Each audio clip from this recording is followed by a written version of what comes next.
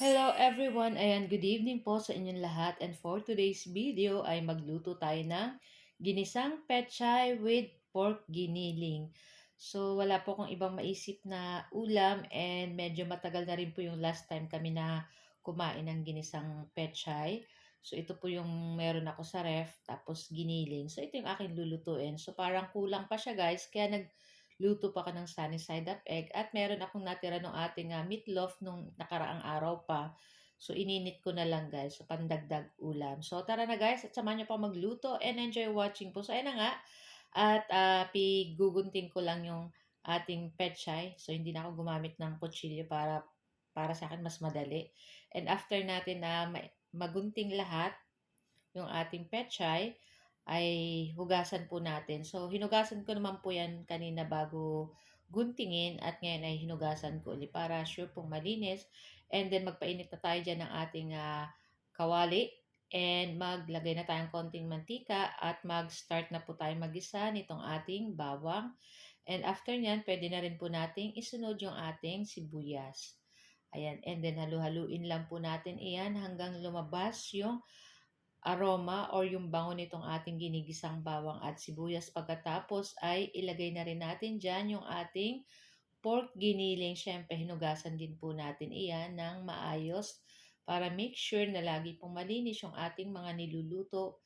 Siyempre, kakainin po yan ng ating pamilya, kaya dapat talagang malinis. So, sinangkapan na natin yan ng asin, paminta, konting toyo yung ating giniling para may lasa na po yan. So, mamaya magdadagdag na lang tayo ng pakonti-konti kung medyo matabang pa. So, sasangkotsahin lang po natin yung ating giniling kasi nagtutubig pa po yan. And then, hintayin lang natin mawala yung tubig. Pagkatapos ay lagay na natin dyan yung ating kamatis. Ayan. So, ang kamatis pong nabili ko lang guys dyan is 2 piraso is 10 pesos. O yan, di ba? Mahal ang kamatis. Tapos naglagay na akong kalahating pork cube. Ayan. Tapos, halu-haluin lang po natin yan. Ayan, nagdagdag pa pala ako dyan ng konting paminta at konting sugar para pang balance sa ating niluluto. Ayan. Halu-haluin lang po natin iyan. And after niya, pwede na nating ilagay dyan yung ating pechay. Ayan. Ang sarap po ng pechay, di ba? Talagang hindi ito na ano kahit sa ginataan, kahit sa mga sinabawan, masarap po iyan. So, naglagay lang ko dyan guys ng konting tubig para may sabaw-sabaw po yung ating ginisang pechay. Ayan. Then, halu-haluin lang po natin and takpan po natin para madaling maluto. And after ilang minuto, so, okay na rin to guys. Maya-maya ay papatayin na rin po natin yung apoy and okay na rin to guys. So, masarap po yung ganitong luto and kung may prito po kayong isda ay masarap po iyan.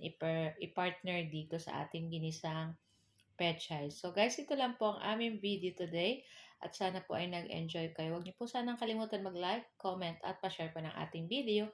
At kung bago pa lang po kayo sa aming page, huwag niyo po sanang kalimutan mag-like, follow para palagi po kayo updated sa aming mga bagong video na i-upload. So guys, thank you for watching and see our next video. Ciao! Happy tummy! Yummy! Sarap! Bye!